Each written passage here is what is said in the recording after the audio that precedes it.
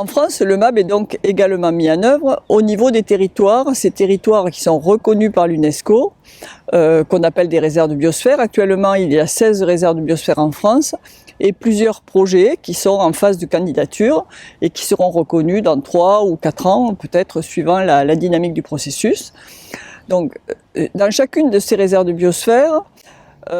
une équipe veille à l'animation d'un projet de territoire qui est un projet qui va s'inscrire sous l'égide du développement durable. Donc en général, ce sont des structures publiques qui portent les réserves de biosphère. Ça peut être un parc naturel régional, ça peut être un syndicat mixte, ça peut être un PETR, ça peut être aussi un parc national. Donc une diversité de structures ou d'ensemble de structures qui coopèrent à l'échelle d'un territoire pour en assurer une animation. Donc sur ces territoires vont être menés des projets de développement local qui vont tenir compte de la biodiversité, vont être menés des projets en lien avec la protection, la conservation ou la restauration de la biodiversité,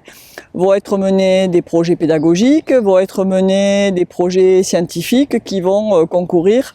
à la gestion du territoire. L'idée, c'est vraiment de mener ces projets locaux dans un esprit de participation locale, de construire une concertation dynamique, active et de privilégier le dialogue entre les parties prenantes du territoire, les acteurs, les forestiers, les pêcheurs, les agriculteurs, les commerçants, les acteurs du tourisme, etc., les acteurs publics également, et de les conduire à penser ensemble à ce que pourrait devenir leur territoire et essayer de les faire travailler sur des perspectives de développement durable. Donc finalement, dans cette mise en œuvre locale du MAB,